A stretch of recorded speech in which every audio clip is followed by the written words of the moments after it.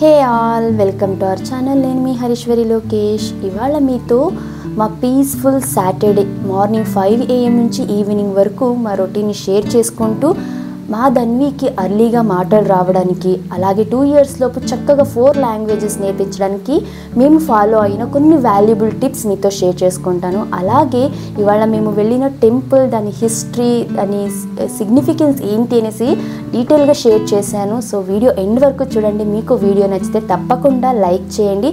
మీరు చేసే ఒక్క లైక్ నాకు ఎంతో మోటివేటింగ్గాను, అలాగే మన వీడియో ఇంకొంతమందికి రీచ్ అవ్వడానికి హెల్ప్ఫుల్ అవుతుంది.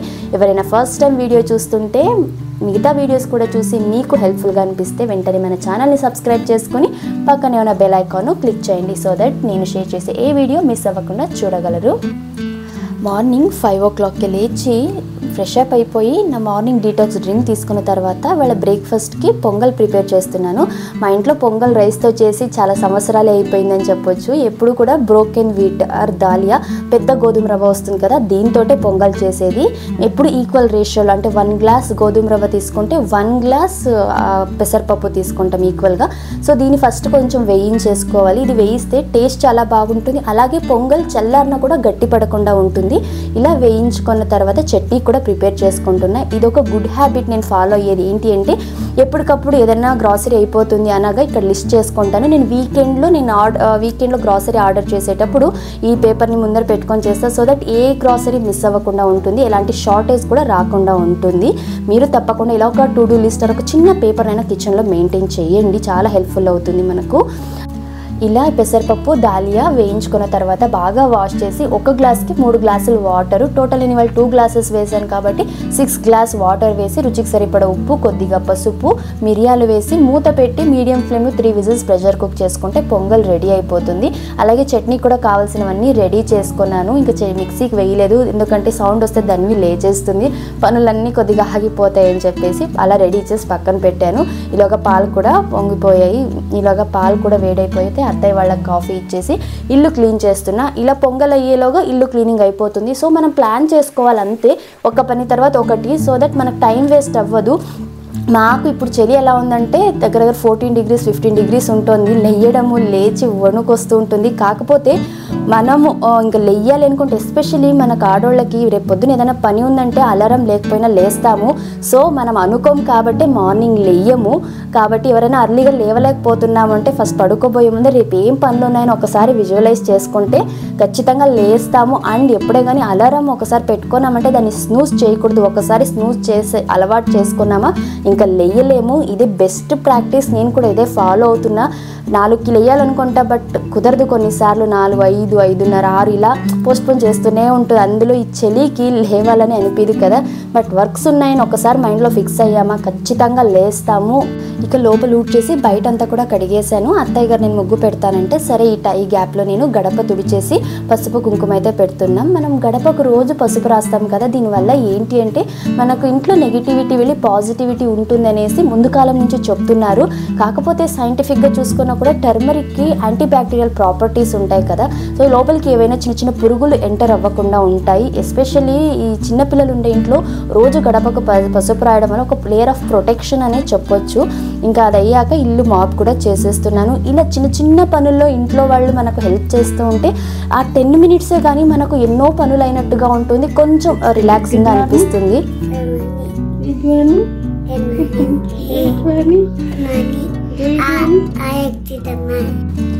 ఈలోగా ధన్వి కూడా లేచేసింది. తనకు స్నానం చేపించి రెడీ చేసేసాను. ఇంకా పూజ చేయాలి. నిన్న ఉప్పు దీపం పెట్టుకున్నాను కదా ఫ్రైడే, ఇవాళ వచ్చేసి ఆ ఉప్పుని ఏం చేస్తాననేసి అయితే చెప్తాను. ఫ్రైడే రోజు ఉప్పు దీపం పెట్టుకున్న ఉప్పుని అలా షింక్లో అయితే పడేయకూడదు. ఈ ఉప్పుని ఒక బౌల్లో కొంచెం వాటర్ వేసేసి దాన్ని కరిగించాలి. కరిగించి ఆ వాటర్ని ఏదైనా ఒక ఎంటీ పాట్ ఏదైనా పెట్టేసుకోవాలంటే వేస్ట్ది మనం వాడని పాట్ ఏదైనా ఉంటుంది కదా, దాంట్లో ప్లాంట్ నాటం ఇక పైన అనేలాంటి ఒక ఎంటీ పాట్ పెట్టుకొని ఆ పాట్లోకి పోసేయాలి. షింక్లో కూడా పొయ్యకూడదు అనేసి అంటారు. సో అలా ఉప్పుని మనం కింద వేయడము, షింక్లోకి పోయడం లాంటివి చేయకూడదని. లేదు అంటే కొబ్బరి చెట్టు ఉంటే కొబ్బరి చెట్టుకు వేయొచ్చు. ఉప్పు కొబ్బరి చెట్టుకు మంచిది దాని గ్రోత్కి. సో ప్రతి ఒక్కరికి కొబ్బరి చెట్టు అవైలబుల్గా ఉండదు కాబట్టి నేనైతే ఇలా పాట్లోకి అయితే వేస్తూ ఉంటాను. సో ఇంతే, ఉప్పు దీపం పెట్టి నెక్స్ట్ డే సాటర్డే మార్నింగ్ ఇలా ఉప్పునైతే కరిగించి పాట్లోకి పోస్తే సరిపోతుంది. మా ధన్వి మార్నింగ్ ఒకసారి లేచిందంటే ఇంకా పడుకునేంత వరకు నాకు చిన్న తోకలాగా తిరుగుతూనే ఉంటుంది. నేను ఏం పని చేస్తే ఆ పని తను చేయాలి. ఇప్పుడు చూడొచ్చు, ఒక చిన్న టాయ్, అది తను పుట్టినప్పుడు, తను పుట్టక ముందు తీసుకున్న టాయ్ అది. తంబి కుట్టి అని పేరు పెట్టుకుంది. వాడికి అన్నీ చెయ్యాలంటుంది. ఇప్పుడు పూజ చేస్తుంటే వచ్చి వాడికి హగ్గు కిసి ఇవ్వాలంటుంది, బొట్టు పెట్టాలంటుంది. తను ఏం చేసినా ప్రతి ఒక్కటి వాడికి చెయ్యాలనేసి ఈక్వల్ ఒక బేబీని చూసినట్టే చూసుకుంటుంది. తను ఎంత అంటే బాత్ చేపియాలి, ఫుడ్ తినిపియాలి, డ్రెస్ వేయాలి. డ్రెస్ మాత్రం వేయదు, జస్ట్ వేసి తీసేస్తుంది అంతే. ఇంకా నెయిల్ పాలిష్ అంతా అప్లై చేసింది. ఎందుకంటే సన్ స్క్రీన్ అంట, మొన్న బీచ్కి వెళ్ళాం కదా, బీచ్లో తనకు సన్ స్క్రీన్ అప్లై చేశానని, అమ్మ నేను వీడికి సన్ స్క్రీన్ వేస్తున్నాను, వీడికి ఎండకు తిరుగుతాడు కదా అని చెప్పేసి ఇక్కడ హారతి కూడా ఇస్తోంది.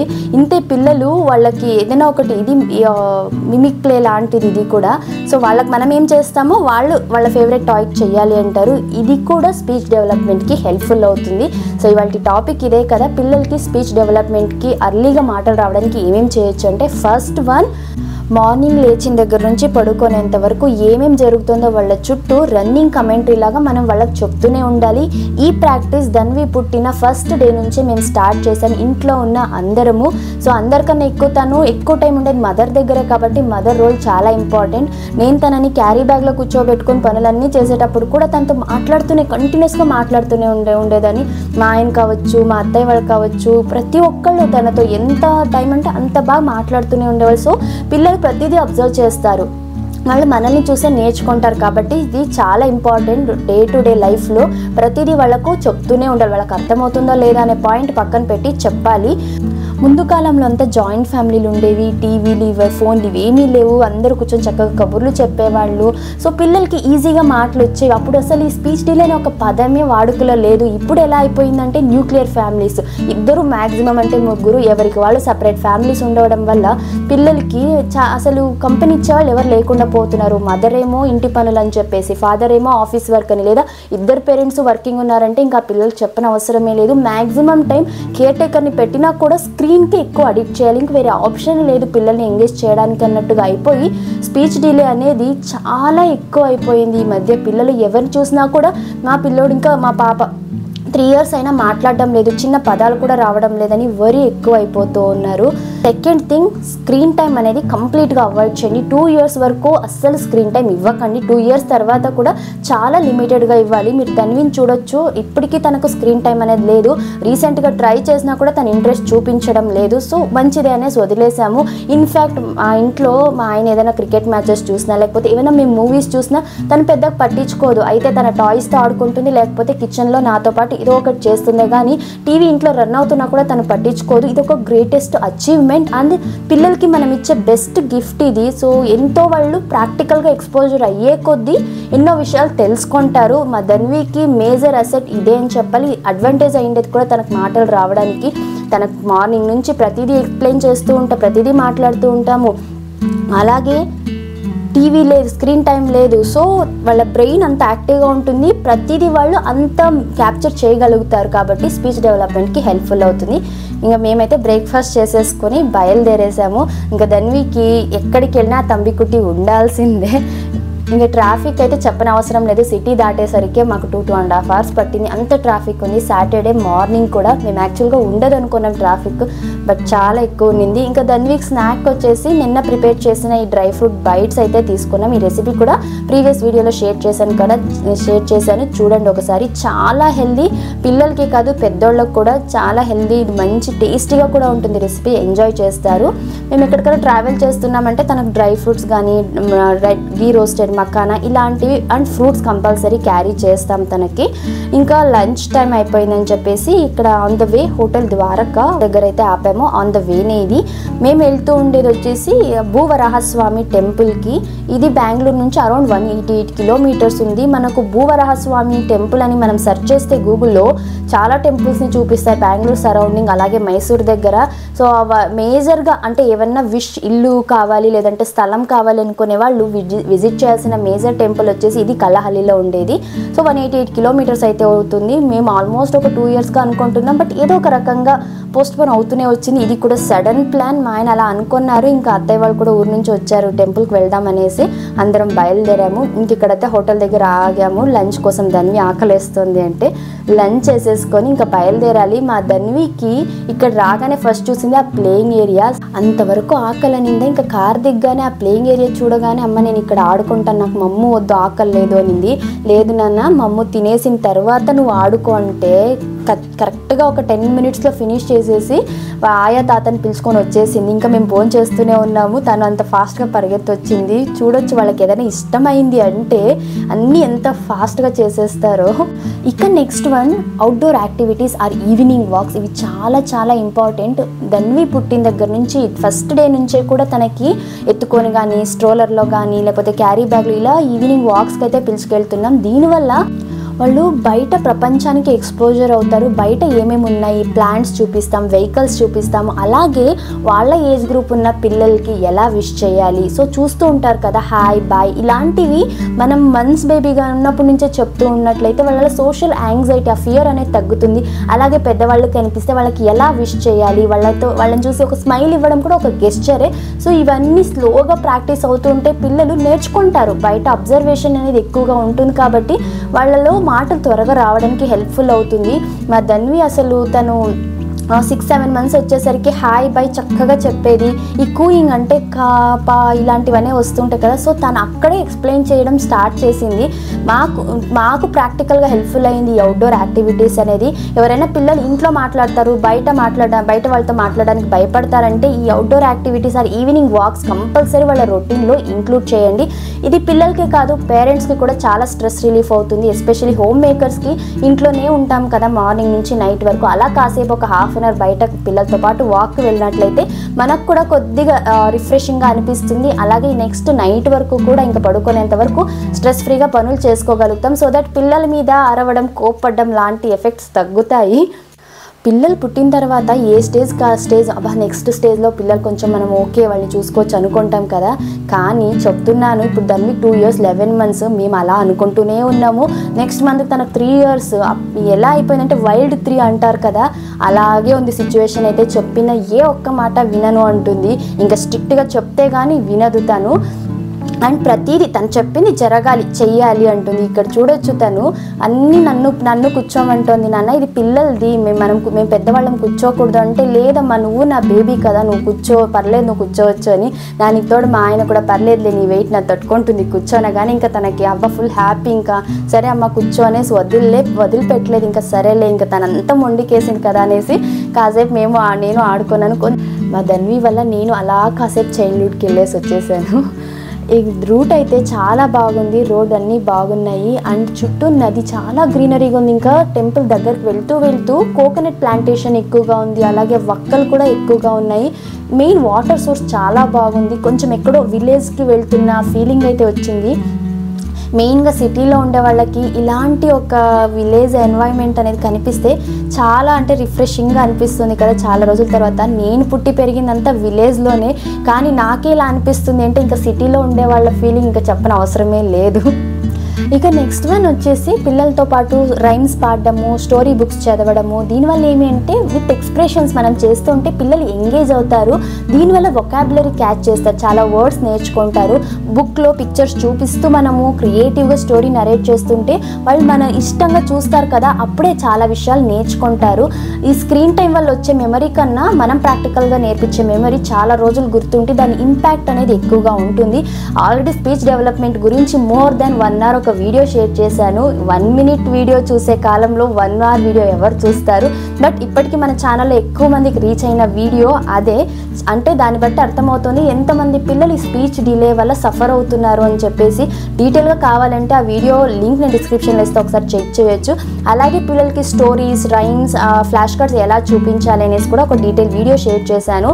సో ఆ వీడియో కూడా లింక్ ఇస్తే ఒకసారి చెక్ చేయండి, చాలా హెల్ప్ఫుల్ అవుతుంది. ఇవన్నీ మనం పిల్లల రొటీన్లో ఇంక్లూడ్ చేసినట్టయితే. ఇంకా గుడికి అయితే రీచ్ అయిపోయాము. ఆన్ ద వే దాన్ని ఒక 1.5 hour బాగా నిద్రపోయింది. సో ఫుల్ ఇంకా యాక్టివ్ మోడ్లో ఉంది. ఈ టెంపుల్ వచ్చేసి చుట్టూ నది, హేమావతి నది ఉంది, కావేరీ నది ఉంది. సో చుట్టూ నది, మధ్యలో టెంపుల్, చాలా బ్యూటిఫుల్గా ఈ సెరెనిటీ అంతా కూడా అట్మాస్ఫియర్ చాలా బాగుంది. ఇవాళ శనివారం కదా, జనరలీ సాటర్డే సండే అంటే కొంచెం క్రౌడ్ ఎక్కువగానే ఉంటారు. అందులో భూవరాహస్వామికి శనివారం ప్రత్యేకం. సో జనాలు కూడా ఎక్కువగానే ఉన్నారు. ఇంకా గుడి దగ్గర ఉండే నదిలో స్నానాలు ఇవన్నీ చాలా ఎక్కువ కదా, పవిత్రంగా మనం ఫీల్ అవుతాము. ఇక్కడైతే స్నానాలు అలో చేయరు, కాళ్ళు చేతులు కడుక్కోవచ్చు. ఒకవేళ ఎవరైనా ఈ స్టెప్స్ దిగలేము అనే వాళ్ళకి గుడి దగ్గర ట్యాప్ ఉంది, అక్కడ కాళ్ళు చేతులు కడుక్కోవచ్చు. మా ధన్వికి వాటర్ కనిపిస్తే ఇంకా దాన్ని పట్టలేము. తను ఫస్ట్ వెళ్ళిన వెకేషన్ వచ్చేసి బీచ్ ప్లేస్. అప్పటి నుంచి వెళ్తూనే ఉన్నాం ఇంకా బీచ్కి. తనకి వాటర్ అంటే అస్సలు భయం లేదు. ఎవరు కాళ్ళు కడుక్కోవడానికి వెళ్ళినా వాళ్ళతో పాటు ఒక రౌండ్ నేను కాళ్ళు కడుక్కుంటాననే పేరుతో వాటర్లో ఆడుకుంది బాగా. ఇక్కడ వచ్చేసి కార్ పార్క్ చేసిన దగ్గర నుంచి గుడికి వెళ్ళడానికి నది పక్కన చిన్న ప్యాసేజ్ లాగా అయితే రోడ్ ఒకటి చిన్నగా వేశారు. నదిని చూసుకుంటూ వెళ్ళొచ్చు. ఇన్ బిట్వీన్ చిన్న చిన్న షాప్స్ అయితే ఉంటాయి. ఇక్కడ షాప్ వాళ్ళు ఏంటి అంటే ఈ గుడి హిస్టరీ ఎక్స్ప్లెయిన్ చేస్తారు. అలాగే కావాల్సిన పూజా సామాన్లు ఇచ్చి, ఎవరైనా మట్టి పూజ, ఇటుక పూజ చేయాలంటే మట్టి కోసం కవర్ ఇస్తారు. ఇటుక పూజ చేయాలనుకునే వాళ్ళకి ఇటుక కూడా ఇక్కడే తీసుకోవచ్చు. ఈ గుడి వచ్చేసి 2500 years బ్యాక్ కట్టిన గుడి. అండ్ ఇక్కడ చాలా నమ్మకం ఏంటి అంటే ఇల్లు కట్టాలి, సైట్ కొనుక్కోవాలి, ఆ సైట్ రిలేటెడ్ ఏమైనా ఇష్యూస్ ఉన్నాయి అనుకున్న వాళ్ళు, లేదు మనకి ఏవైనా తీరని కోరికలు ఉన్నాయి అనుకున్నా కూడా ఇక్కడ మట్టి పూజ చేపిస్తారు. మట్టి పూజ చేపించి దాన్ని మన పూజా గదిలో పెట్టుకొని పూజ చేసుకుంటే ఖచ్చితంగా కోరికలు నెరవేరుతాయి అనేసి నమ్మకము. ప్రతి ఒక్కళ్ళు చెప్తారు ఇక్కడికి వచ్చిన తర్వాత 100% కోరికలు అయితే నెరవేరుతాయి అనేసి. ఇక్కడ కవర్ ఇస్తారు, పక్కనే మట్టి ఉంటుంది గుడికి ఆ పక్కన. సో అక్కడ మట్టి చిన్న చిన్న రాళ్ళు ఇవి లేకుండా 3 పిడికలు లేకపోతే 5 పిడికలు మట్టిని అయితే వేసుకోవాలి. మనకు ఇల్లు కట్టాలి అంటే ఒక కోరిక ఏదైనా ఉంది అంటే 3 పిడికలు మట్టి తీసుకోవాలంట. లేదు ఒకటి కన్నా ఎక్కువ కోరికలు ఉన్నాయంటే 5 దోసిళ్ళు, 5 పిడికలు మట్టిని అయితే ఆ కవర్లో తీసుకుని వెళ్ళి మనము టెంకాయ కొట్టుకొని ఆ పూజా సామాన్లతో పాటు ఈ మట్టిని కలిపి ఒక టికెట్ 200 రూపీస్ టికెట్ ఉంటుంది, తీసుకొని ఇస్తే అక్కడ పురోహితులు మనకు అర్చనలాగా చేసి మనకు ఆ మట్టిని అయితే ఇస్తారు. ఇది మనం పూజా రూమ్లో ఒక క్లాత్, వైట్ క్లాత్ తీసుకొని దానికి పసుపు బాగా రాసి ఆ క్లాత్లోకి మట్టిని పెట్టి డైలీ పూజ చేసుకోవాలి. మనకు ఆ కోరిక తీరిన తర్వాత మళ్ళీ వచ్చి దేవుడికి అర్చన చేపించుకొని వెళ్ళి ఆ మట్టిని మనము తులసి కోటలో విసర్జన చేయాలి అనేసి అయితే చెప్పారు. ఎవరైతే ఇల్లు ఆల్రెడీ స్టార్ట్ చేశారు లేదా ఇంకొక 15 daysలో స్టార్ట్ చేస్తాము అనబోయే వాళ్ళు మాత్రమే ఇటుక పూజ చేపించి వాళ్ళ పూజా రూమ్లో పెట్టుకొని పూజ చేసి వాళ్ళు ఇల్లు కట్టబోయే ముందు మళ్ళీ ఒకసారి వచ్చి 2 ఇటుకలు ఇక్కడ ఇచ్చేది. ఒక ఇటుకను వచ్చేసి ఈ మెయిన్ టెంపుల్కి అంటే మెయిన్ టెంపుల్ ఎదురుగా ఆ ఇటుకను పెట్టేయాలి. ఇంకో ఇటుకని మనం కట్టబోయే ఇల్లు ఈశాన్యంలో పునాదిలో కానీ లేకపోతే ఆల్రెడీ గోడలు స్టార్ట్ చేసినట్లయితే ఒక గోడలు ఈశాన్య మూల గోడలో అయినా కూడా మన ఇంటి నిర్మాణంలో ఇది యూజ్ చేసుకోవచ్చు. సో దానివల్ల ఇంటి కన్స్ట్రక్షన్కి ఎలాంటి ఆటంకులు లేకుండా మంచిగా ఇల్లు కట్టొచ్చు అనేసి అయితే నమ్మకము. ఇలా మేము కూడా మట్టి పూజ అయితే చేపిస్తూ ఉన్నాము. ఇక్కడ చూడొచ్చు రాళ్ళంతా కూడా పెట్టారు. మనకు తిరుమల వెళ్ళేటప్పుడు చిన్న చిన్న ఒక రాళ్ళ మీద ఒక రాళ్ళు పెడతారు కదా, సొంత ఇల్లు అవుతుంది అనేసి. సేమ్ ఇక్కడ కూడా అలాగే చిన్న చిన్న రాళ్ళు పెట్టారు, 3, 5, 7. ఇంకొంతమంది అయితే పెద్ద పెద్ద రాళ్ళను కూడా పెట్టారు. ఇక్కడ ఎవరిని అడిగినా కూడా వచ్చిన తర్వాత మాకు ఇల్లు అయ్యింది ఇక్కడికి వచ్చిన తర్వాతనే. ఈ ఇల్లు కట్టేటప్పుడు కొన్ని ప్రాబ్లమ్స్ వచ్చి ఆగిపోయిన ఇల్లులు కూడా ఇక్కడికి వచ్చి వెళ్ళిన తర్వాత ఎలాంటి ఇష్యూస్ లేకుండా ఇల్లు కట్టాము అనేసి చెప్తూనే ఉన్నారు. సో ఇక్కడ పాజిటివ్ వైబ్ అనేది గుడి చుట్టూ ఉంది. ఎవరికి ఉండదండి సొంత ఇంటి కల, ప్రతి ఒక్కళ్ళకి ఉంటుంది కదా. ఇంకా సిటీలో ఉండే వాళ్ళ పరిస్థితి చెప్పనవసరమే లేదు. ఏది చూసినా కోట్లల్లోనే. అలాంటప్పుడు ఇల్లు కట్టడం అనేది ఒక లైఫ్ టైం విష్ అనే చెప్పాలి. ఇక మట్టి పూజ చేసిన తర్వాత భూవరాహస్వామి దర్శనానికి అయితే వెళ్తున్నాము. క్యూ లైన్స్ ఉన్నాయి, కాకపోతే రష్ లేరు. దర్శనం అంతా ఈజీగానే జరిగింది. భూవరాహస్వామి ఇక్కడ 18 అడుగుల ఎత్తులో ఉంటారు.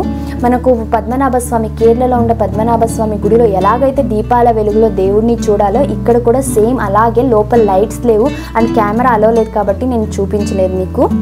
దర్శనం అయితే చాలా బాగా జరిగింది. లోపలే చాలా సేపు ఉన్నాము. ఇక్కడ మట్టి ఇటుక పూజ చేపించిన వాళ్ళు 11 ప్రదక్షిణలు చేయాలి అంటారు. పూజ ముందు కానీ పూజ తర్వాత కానీ ఒకవేళ ఎవరికైనా కాళ్ళు నొప్పులు ఉన్నాయి అనేవాళ్ళు 1 ప్రదక్షిణ లేదంటే 3 ప్రదక్షిణలు అయితే చేయొచ్చు. మా అత్తయ్య గారు అయితే 3 ప్రదక్షిణలు చేశారు. ఎందుకంటే 2 కాళ్ళు ఆపరేషన్ సర్జరీ అయింది. మేమైతే 11 ప్రదక్షిణలు చేసేసి ఇంకా ఇక్కడ పొద్దున్న నుంచి రాత్రి వరకు కూడా అన్నప్రసాదాలు అంటే భోజనాలు పెడతారు. మేము ఇక్కడే భోజనాలు చేసుకొని బయలుదేరాము. చాలా పీస్ఫుల్గా అనిపించింది సాటర్డే మొత్తం మార్నింగ్ నుంచి నైట్ వరకు కూడా. ఈ గుడి అడ్రస్ నేను డిస్క్రిప్షన్లో ప్రొవైడ్ చేస్తా, ఒకసారి చెక్ చేయొచ్చు. బెంగళూరు సరౌండింగ్లో ఉండే వాళ్ళు అయితే హ్యాపీగా మార్నింగ్ వెళ్ళి ఈవినింగ్ వచ్చేయచ్చు. ఒకసారి ప్లాన్ చేసుకొని వెళ్ళిరండి. చాలా బాగుంది టెంపుల్ అయితే. ఇది ఇవాల్టి వీడియో అయితే మార్నింగ్ నుంచి ఈవినింగ్ వరకు టెంపుల్ విశిష్టత అలాగే అర్లీ స్పీచ్ డెవలప్మెంట్ కోసం కొన్ని టిప్స్ అయితే షేర్ చేశాను. ఇంకా చాలా టిప్స్ ఉన్నాయి. డీటెయిల్ వీడియోలో ఆల్రెడీ షేర్ చేశాను. టైం ఉంది అనేవాళ్ళు తప్పకుండా ఆ వీడియోని ఒకసారి ఫుల్ వీడియో ఒకసారి చూడండి. చాలా హెల్ప్ఫుల్ అవుతుంది. ఆర్ఎల్స్ నేను అప్కమింగ్ వీడియోస్లో ఇంకా ఏమైనా రిమైనింగ్ పాయింట్స్ని కూడా నేనైతే షేర్ చేస్తాను. మీకు వీడియో నచ్చితే తప్పకుండా లైక్ చేసి షేర్ చేసి ఇలాంటి మరెన్నో వీడియోస్ కోసం మన ఛానల్ని సబ్స్క్రైబ్ చేసుకోండి. కలుద్దాం మరొక యూస్ఫుల్ అండ్ ఇన్ఫర్మేటివ్ వీడియోతో. Thank you for watching. Bye.